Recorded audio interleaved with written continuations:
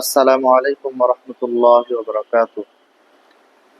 সম্মানিত দর্শক, আমি আজকে আপনাদেরকে আমাদের ফরজ যে গোসল সেই গোসল নিয়ে আলোচনা করব। আমরা দেখতে পাই গরু, ছাগল, হাঁস, মুরগি, অন্যান্য জীবজন্তু তারাও গোসল করে এবং আশরাফুল মাখলুকাত মানুষ আমরাও গোসল করি। কিন্তু আমাদের গোসল এবং তাদের গোসলের মধ্যে পার্থক্য রয়েছে। সেই পার্থক্যগুলোর মধ্যে একটা হলো যে তাদের গোসলের মধ্যে কোনো ফরজ বিধান নেই।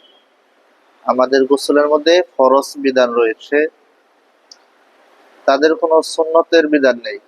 আমাদের গোসলের মধ্যে সুন্নত বিধান রয়েছে। সে অনুপাতে আমাদের ফরজ বিধানগুলোর মধ্যে যদি কেউ গোসল করে আর ফরজ বিধানগুলো আদায় না করে, তখন তার গোসলের ফরজ আদায় হবে না, এক কথায় তার গোসলই হবে না। হ্যাঁ, শরীর ধৌত করা হবে, ফরজ অনুপাতে গোসলের যে নিয়ম সেই নিয়ম অনুপাতে গোসল হবে না। ফরজ কি কি? গোসলের তিনটা ফরজ। এই তিনটা ফরজ আদায় করবেন আগে, তারপরে যে আপনার সমস্ত শরীর যদি আপনার ধৌত করা হয় সেটা পরিপূর্ণ গোসল বলে গণ্য হবে। এক নাম্বার হলো, গোসলের মধ্যে আপনি যখন গোসল করেন প্রথমত 3 বার কুলি করতে হবে। দ্বিতীয় হলো, আপনি 3 বার নাকে পানি দিতে হবে।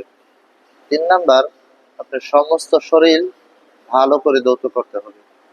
এই হলো 3টা গোসলের ফরজ।